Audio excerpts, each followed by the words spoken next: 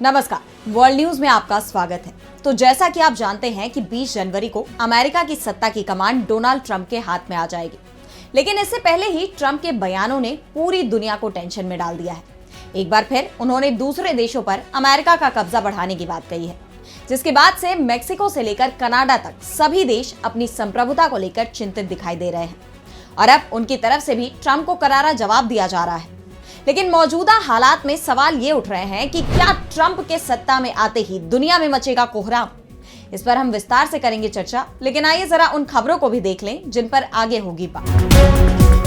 Trump के सत्ता में आते ही मिडिल ईस्ट में बढ़ेगी जंग। शेख हसीना को लेकर बांग्लादेश हिंदुस्तान आमने सामने, और चलते चलते में देखेंगे पाकिस्तान को अपने ही नौकरशाहों से खतरे। तो अमेरिका की सत्ता में बदलाव की गूंज पूरी दुनिया में सुनाई दे रही है, लेकिन ये गूंज जश्न की नहीं बल्कि डर की है। अमेरिका के नवनिर्वाचित राष्ट्रपति डोनाल्ड ट्रंप लगातार एक के बाद एक देशों पर कब्जे की बात कह रहे हैं, जिसके कारण दुनिया के अलग अलग कोने में ट्रंप के खिलाफ आवाज उठने लगी है। बीते दिन कनाडा के पीएम जस्टिन ट्रूडो के इस्तीफे के बाद ट्रंप ने अपने सोशल मीडिया पर कनाडा को अमेरिका का 51वां राज्य बनाने की बात दोहराई थी और अब उन्होंने कनाडा का बदला हुआ नक्शा शेयर किया है। ट्रंप ने अपने सोशल मीडिया अकाउंट पर 2 मैप शेयर किए हैं। इनमें से एक मैप में उन्होंने कनाडा को अमेरिका में दिखाया है, जबकि दूसरे मैप में उन्होंने कनाडा को लेकर अपने इरादे जाहिर किए हैं, जिन्हें लेकर अब कनाडा के नेताओं ने ट्रंप को 2 टूक जवाब देने शुरू कर दिए हैं। कनाडा के कार्यवाहक पीएम जस्टिन ट्रूडो ने कहा कि कनाडा के अमेरिका का हिस्सा बनने की कोई संभावना नहीं है। वहीं विदेश मंत्री मेलानी जोली ने ट्वीट कर लिखा कि नवनिर्वाचित राष्ट्रपति ट्रंप की टिप्पणियों से पता चलता है कि कनाडा को एक मजबूत देश बनाने वाली बातों की उन्हें पूरी तरह से समझ नहीं है। यानी अपने बयानों को लेकर ट्रंप अब कनाडाई नेताओं के निशाने पर आ गए हैं, लेकिन उनके बयान थमते नहीं दिख रहे। अब उन्होंने मेक्सिको को भी अमेरिका का हिस्सा बनाने की ठान ली है। ट्रंप ने घोषणा की है कि वो मेक्सिको की खाड़ी यानी गल्फ ऑफ मेक्सिको का नाम बदलकर अमेरिका की खाड़ी यानी गल्फ ऑफ अमेरिका कर देंगे। उन्होंने कहा कि हमने कई मौकों पर मेक्सिको की मदद की है। मेक्सिको वाकई में कई परेशानियों से घिरा हुआ है और एक खतरनाक क्षेत्र बन गया है। यानी ट्रंप ने मेक्सिको से अमेरिका के सहयोग की कीमत वसूलने जैसा बयान दे दिया है।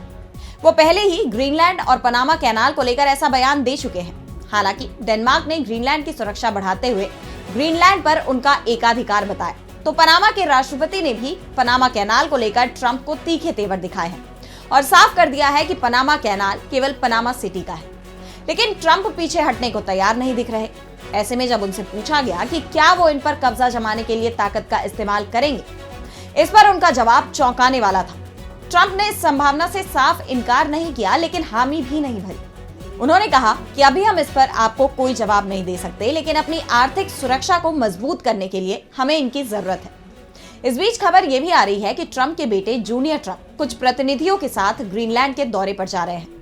ऐसे में ट्रंप के रवैये से पूरी दुनिया डरी हुई है। सवाल ये उठ रहे हैं कि क्या ट्रंप के सत्ता में आते ही अलग अलग मोर्चों पर जंग छिड़ने वाली है। और अब बढ़ते हैं अगली खबर की तरफ। तो डोनाल्ड ट्रंप के शपथ ग्रहण से पहले हर तरफ कोहराम मचा हुआ है। एक तरफ ट्रंप ये दावा करते हैं कि सत्ता में आते ही वो मिडिल ईस्ट की जंग रुकवा देंगे, लेकिन खुद ही दूसरे देशों पर कब्जा करने की बात कहते हैं, यानी एक नई जंग छेड़ने की तैयारी में दिख रहे हैं। डोनाल्ड ट्रंप के सत्ता में आने से पहले मिडिल ईस्ट में भी हलचल बढ़ गई है। अमेरिका की सत्ता में ट्रंप की वापसी के बाद इजराइल की ताकत दोगुनी हो जाएगी। ऐसे में ईरान की टेंशन बढ़ गई है, क्योंकि डोनाल्ड ट्रंप ईरान को लेकर हमेशा से आक्रामक रहे हैं और पिछले हफ्ते अमेरिका के सेंट्रल कमांड के deputy commander vice admiral Brad Kapoor के इजराइल दौरे ने ईरान की चिंता और बढ़ा दी है। खबर है कि दोनों देशों के बीच बाइडेन प्रशासन की तरफ से रोके गए हथियारों की आपूर्ति पर भी चर्चा हुई है। ऐसे में खतरा ईरान के परमाणु संयंत्र पर मंडरा रहा है।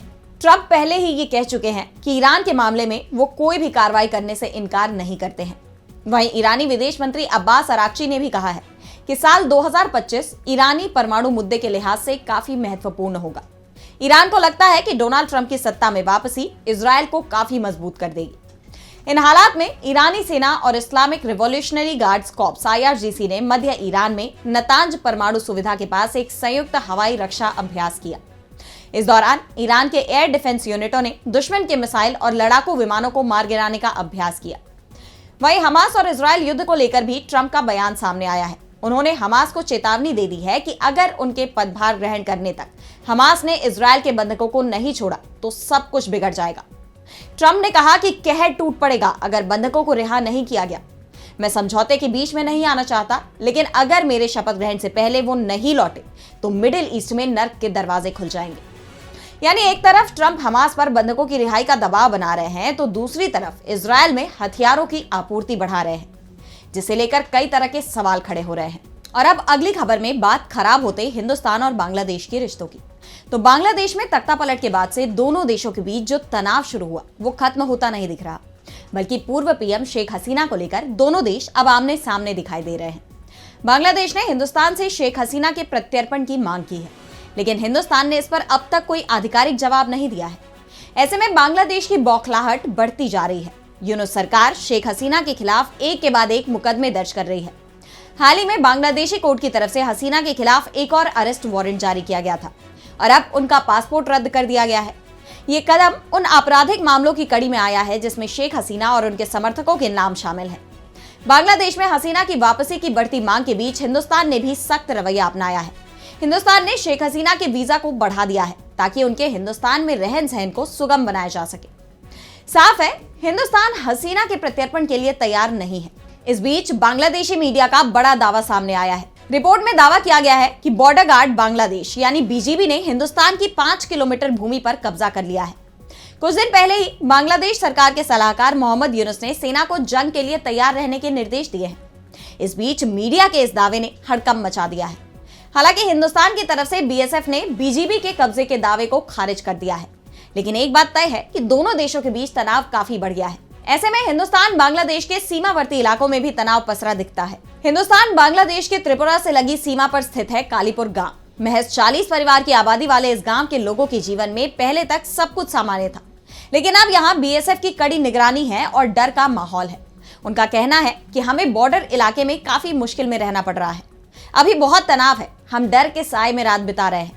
किस वक्त यहाँ गड़बड़ी फैल जाए या फिर उस तरफ से कोई आकर हम लोगों पर हमला कर दे, इसी डर में अब जी रहे हैं। अब सवाल उठ रहे हैं कि क्या बांग्लादेश हिंदुस्तान के बीच जंग का मोर्चा खुलने वाला है। और अब चलते चलते में देखेंगे पाकिस्तान को अपने ही नौकरशाहों से खतरे को। तो पाकिस्तान के बारे में कहा जाता है कि वहां के उच्च सैन्य अधिकारी हो या नौकरशाह, सभी के पास दोहरी नागरिकता होती है। जब तक सर्विस में रहते हैं तब तक पाकिस्तान में रहते हैं, लेकिन जैसे ही सरकार में उनकी सेवाएं समाप्त होती हैं या उन पर कोई भ्रष्टाचार के किसी गंभीर मामले की जांच शुरू होती है, वैसे ही वो देश छोड़ जाते हैं। यहाँ तक कि पाकिस्तान की सेना के बारे में कहा जाता है कि सेना के हर बड़े अधिकारी के पास विदेश में संपत्ति होती है और रिटायर होते ही वो देश छोड़ जाते हैं, जिसके चलते पाकिस्तान की सुरक्षा के लिए गंभीर खतरा पैदा हो गया है। आंतरिक मामलों से संबंधित नेशनल असेंबली की स्थायी समिति की राजा खुर्रम नवाज की अध्यक्षता में हुई बैठक में सदस्यों ने इस चलन पर चिंता जताई है। एक्सप्रेस ट्रिब्यून समाचार पत्र के मुताबिक सदस्यों ने खासकर नौकरशाहों, न्यायाधीशों और सांसदों के लिए इस चलन को प्रतिबंधित करने के लिए कड़े कदम उठाने की मांग की। बैठक में प्रस्तावित कानून पर विचार विमर्श किया गया, जिसके तहत उन देशों के नागरिकों को पाकिस्तानी पासपोर्ट दिया जाएगा जिनके साथ पाकिस्तान के दोहरी नागरिकता के समझौते हैं। बैठक के दौरान ये पता चला कि करीब 22,000 नौकरशाहों के पास दोहरी नागरिकता है। अधिकांश नौकरशाहों के पास यूरोपीय देशों की नागरिकता है, जबकि ब्रिटेन और सऊदी अरब में उनकी संपत्तियां हैं। तो आज इस वर्ल्ड बुलेटिन में इतना ही। देश दुनिया की तमाम बड़ी खबरों के लिए बने रहिए डीवी लाइव के साथ और मुझे दीजिए इजाजत। नमस्कार।